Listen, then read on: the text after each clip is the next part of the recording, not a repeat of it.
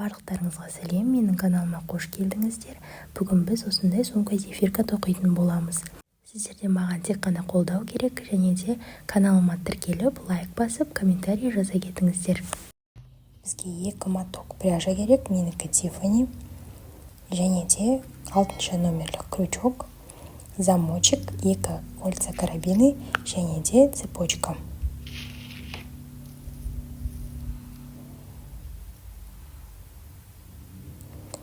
Жіпті дәл видеодағыдай шығарып аламыз, және де дұрыстап тұрып тартамыз.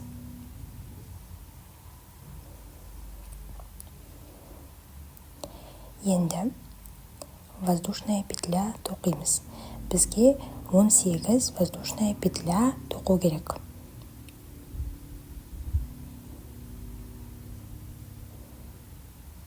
Екі ортадан жіпті өткіземіз. 1, 2, 3. Дәл осылай 18 тоқып шығыңыздар. Мінекей, енді біз мына өрім жағынан емес, арт жағында мынандай перемычкалар бар, солардан тоқитын боламыз. Біріншісінен емес, екіншісінен бастап столбик без накида тоқимыз. Біреу. Келесі перемычкаға екінші воздушная петля, столбик без накида тоқимыз. Енді воздушная петля жасаймыз. Бір перемычканы тастап кетеміз да, келесінен тоқимыз. Столбик без накида. Тағы да воздушная петля тоқимыз. Біреуін тастап кетеміз. Келесіне тоқимыз. Столбик без накида. Воздушная петля. Дәл осылай бір-бірден тастап, соңына дейін тоқып шығу керек. Ең соңында 2 столбик без накида тоқисыздар. Мінекей, менде ең соңғы столбик без накида.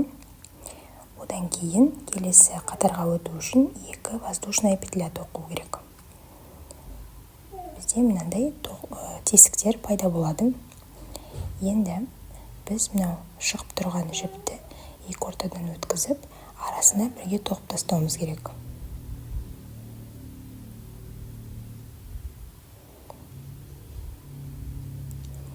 Тоқымамызды бұрамыз.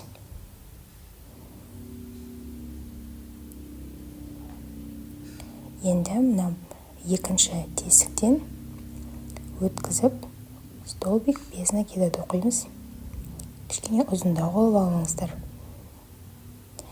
Қазір біз накид жасаймыз. Әдемі тоқылу үшін біз жіптің бетін дәл осы жағымен ұстайтын боламыз. Накид. Бұрыш жақта бір тесік бар, сол жерге кіргізесіздер. Жіпті тартып аласыз. Егер бұрылып кетсе, жөндеп қоюға болады.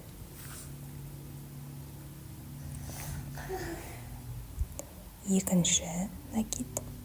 Жіпті тартып аласыздар. Және де үшінші накид.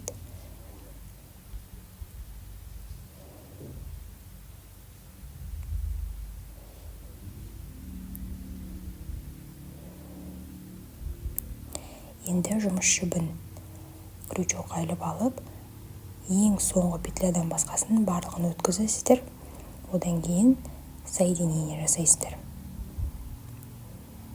Сонда осындай бізде әдемі пышный столбик шығады. Енді крючокты екінші тесікке емес, үшінші тесікке салып, артынан жұмыс жібін тартып аламыз, және де столбик без накида тоқимыз. Жіпті ұзындау қылып алыңыздар. Накид жасап, екінші тесікке саласыздар крючокты, жұмыс жібін тартып аласыз. Накид. Жіпті оңдап отыруды ұмытпаңыздар, яғни біз теріс жағымен тоқимыз. Сонда бізде әдемі узор шығатын болады. Және де барлығын провязывать етеміз ең соңғы жіптен басқа. Одан кейін екеуін қосып соединение жасаймыз.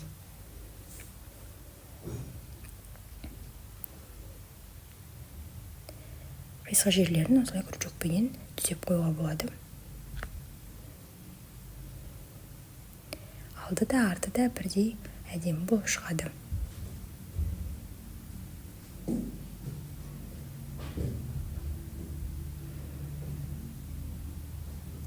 Келесі тесікке крючокты салып, столбик без накида тоқимыз. Накид жасаймыз. Алдыңғы қатардағы тесікке саламыз крючокты. Жіпті шығарып аламыз.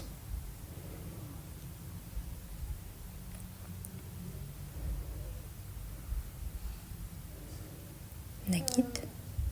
Дәл тура сол тесікке тағы салып, осылай 3 рет тоқып шығасыздар. Және де барлығынан провязывать етіп, ең соңғысын ұмытпай тастап кетесіздер, және де барлығын соединениемен қосасыздар. Дәл осылай қатардың соңына дейін тоқып шығыңыздар.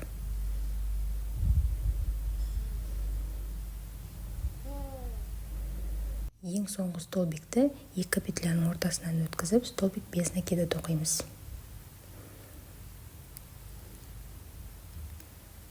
Дәл солай 3 рет накид жасап, пышный столбигімізді тоқимыз.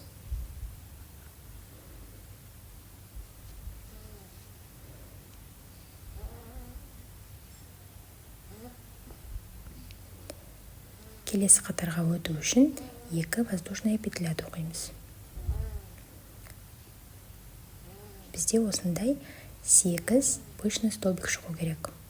Келесі қатарға өтеміз. Ең бірінші тұрған тесікке крючогымызды салып шығамыз. Содан кейін шеттегі шіптің ортасына кіргізіп, тура солай 3 рет накид жасап тоқып шығасыздар.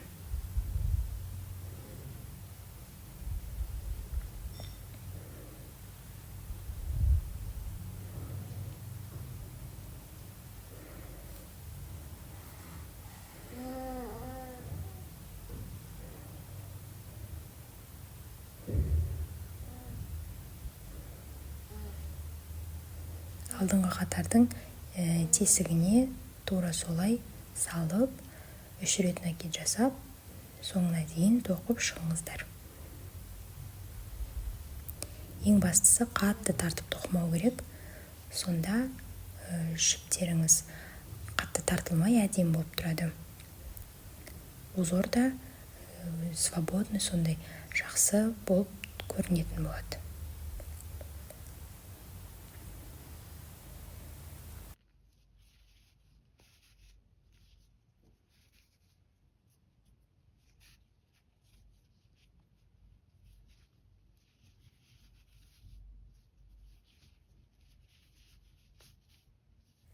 Осылай екінші қатарды соңына дейін тоқисыздар.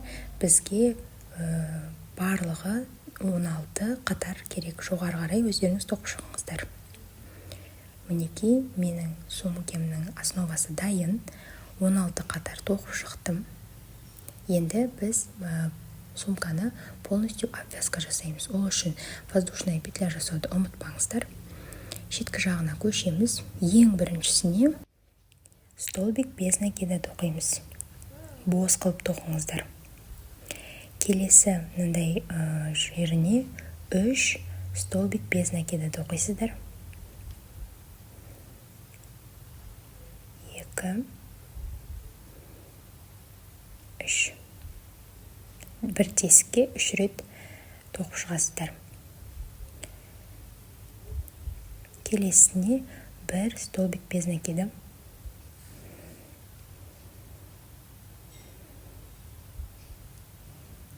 Мына жерге 3 тоқимыз. 1 2 3 мынаған 1 тоқимыз. Дәл осылай соңына дейін тоқып шығыңыздар. Кең жеріне 3 столбик без накида тоқимыз. Ал бір ғана тұрған жерге 1 тоқисыздар.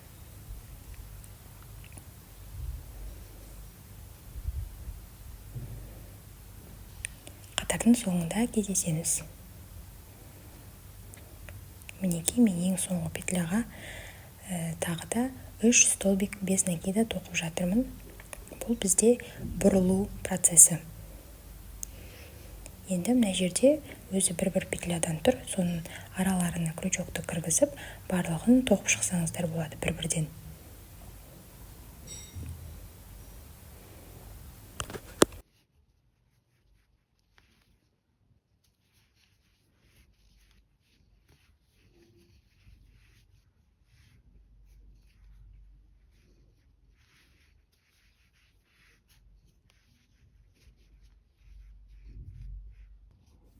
Ең соңғы петляға келдім. Бір столбик без накидым. Екіншісі және де үшіншісі. Бұрыштарда біз яғни 3 столбик без накидадан тоқып шығамыз. Келесі қатарға өтеміз. Дәл солай. Алдыңғы қатарда қалай тоқыдық, тура солай бәрін тоқып шығамыз. Мына жерге 1 столбик без накидым. Ал теңдеу жеріне 3 столбик без накидым.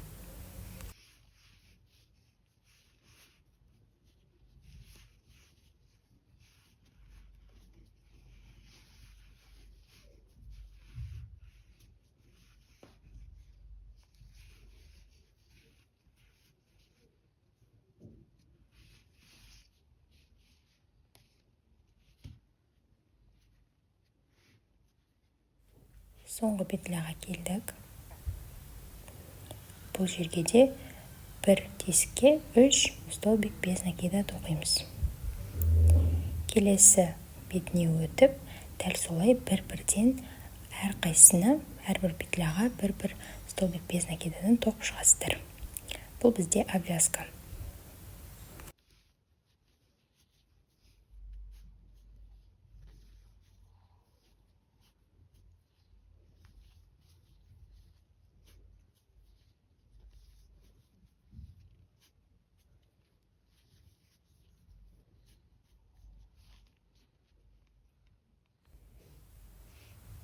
Бітірдім.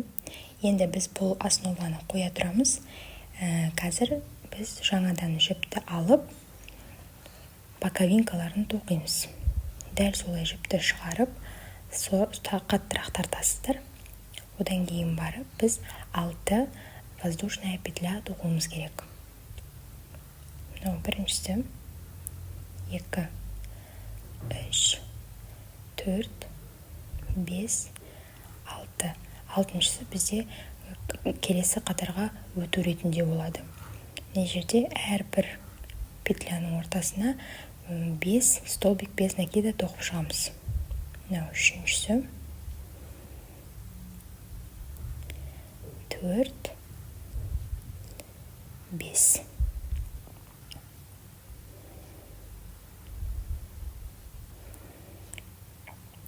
Жіпті тығып тастаймыз.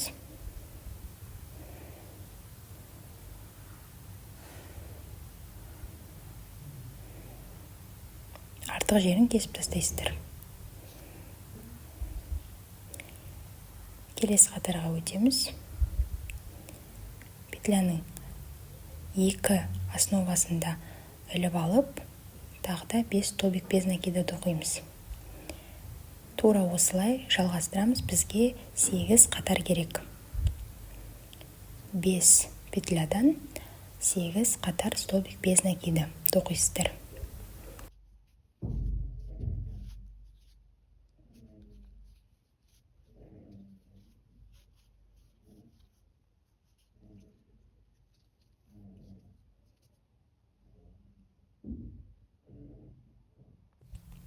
Мінекей менде бір боковинкасы дайын. Артық жіпті кесіп тастаймыз.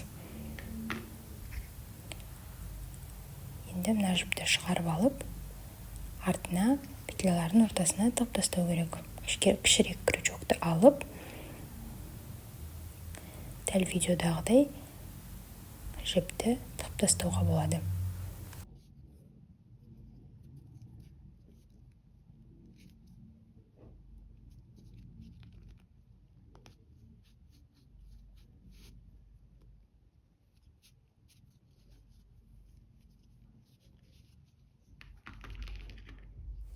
Артық жіптерді кесіп тастайсыздар. Тура осылай екінші боковинкасында тоқып алыңыз. Енді біз жаңағы основаға бір-бірін жалғаймыз. Ол үшін основадағы бірінші петляны іліп аламыз, бір ғана қабырғасын. Одан кейін боковинканың ең бұрышындағы, яғни угол бар ғой, содан екі ортасынан өткіземіз крючокты уголдан. Одан кейін жұмыс жібін тартып алып, соединительный столбик тоқимыз. Бір-біріне осылай қатар қойып, қарап отырсаңыздар болады. Әрбір петля бір-бірімен сәйкес келу керек. Үшінші.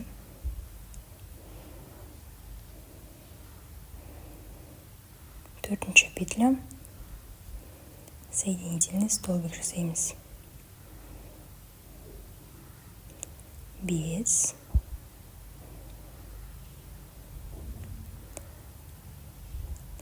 6.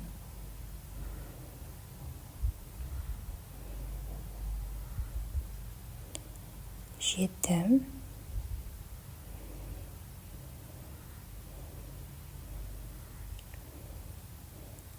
8. Бағанағы уголмен санағанда біз 9 петля тоқимыз. Бұл біздегі угол астыңғының біріншісі. Енді астына көшеміз ақырындап. Біріншісін тоқыдық астының, енді төртеуін тоқып шығамыз.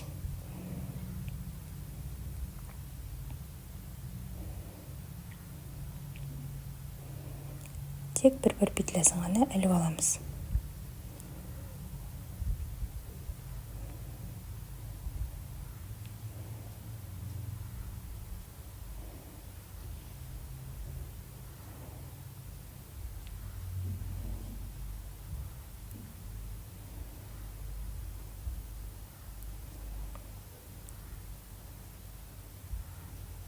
Енді шетіне қайтып келдік. Дәл осылай шетін түгелдей тоқып шығасыздар. Бір-бір петлядан іліп алып. Сонда бізде 9 қатар шығу керек бұл жерде. Уголды қосқанда.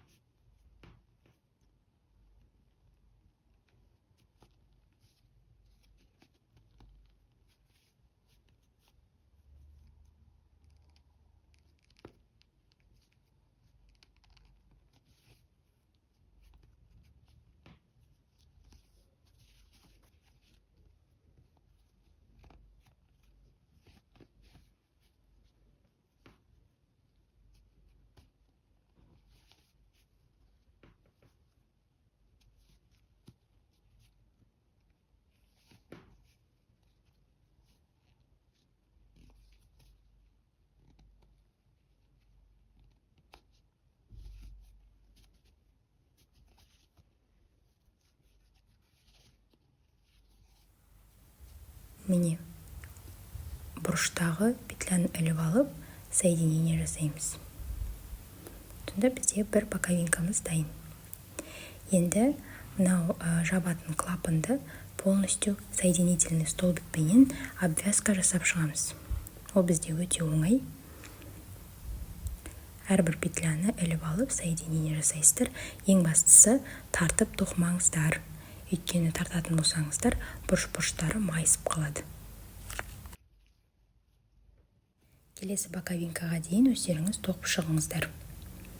Мен мына жерде белгі қойып қойдым. Келесі боковинкаға бізде 22 петля қалу керек. Ол біздегі боковинкамыздың саны. Белгімізді алып тастаймыз. Енді боковинкамызды бір-біріне осылай жанастырып, дәл алдыңғы жақты қалай тоқыдық, тура солай бұрышынан бастап тоқып шығасыздар.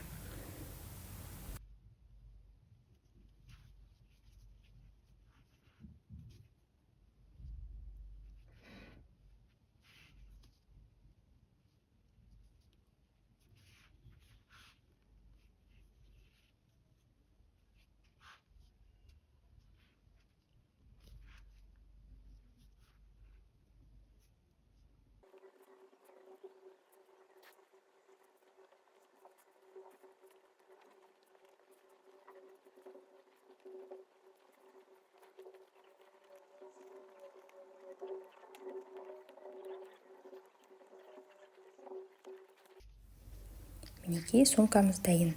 Артық жіпті кесеміз. Одан кейін петлялардың ортасына жіпті тығып тастаймыз.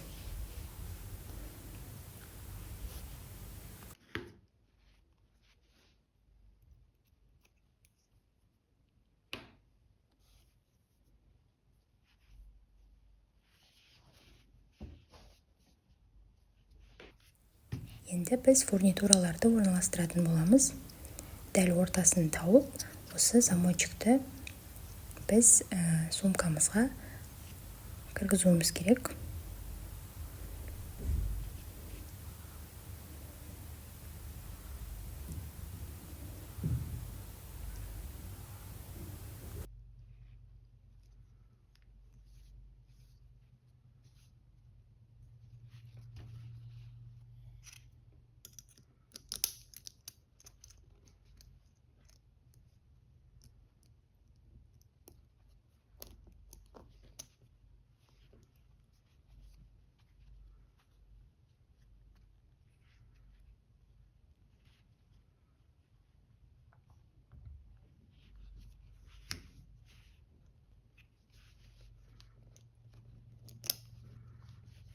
Мінекей біздің сумкамыз дайын.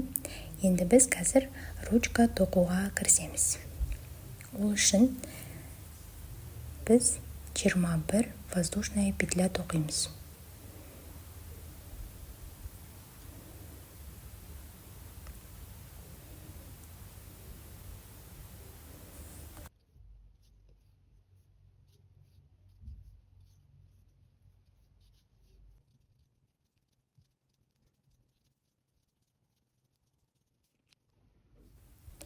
Біріншісіне емес, екіншісіне столбик без накида тоқып шығамыз. Бізде 20 столбик без накида шығу керек.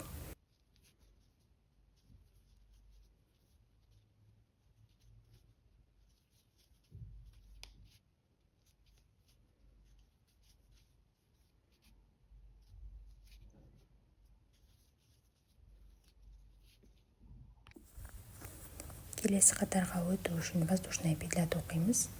Артық жіпті петлялардың ортасына тығып тастаймыз, жоғары көтеріп.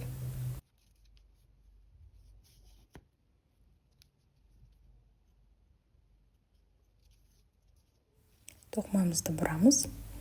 Енді біз петляның артқы жағындағы қабырғасын іліп алып, тура солай столбик без накида тоқып шығамыз. Соңына дейін артқы жағын іліп аласыздар. 20 столбик без накида тоқылу керек.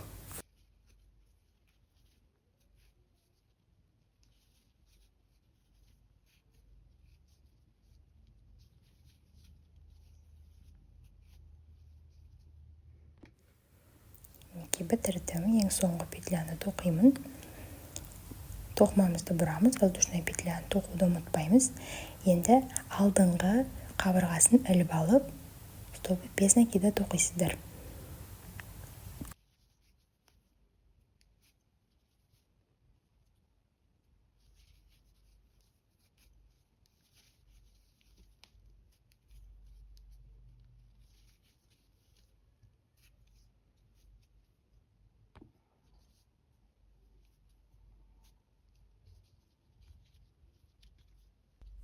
Енді екі жағын бір-біріне қосып шығамыз.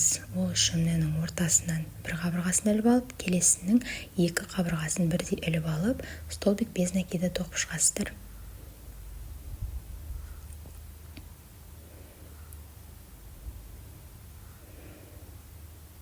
Екіншісі, үшіншісі, дәл осылай соңына дейін тоқып шығыңыздар.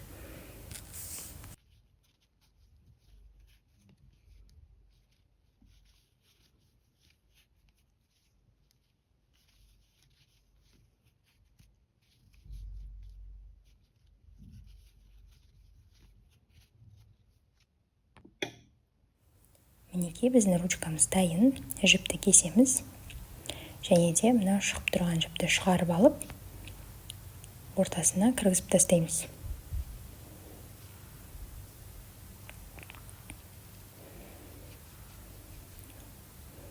мінекей біздің әдемі ручкамыз дайын. Енді мына кольца карабины екі жағынан ілеміз.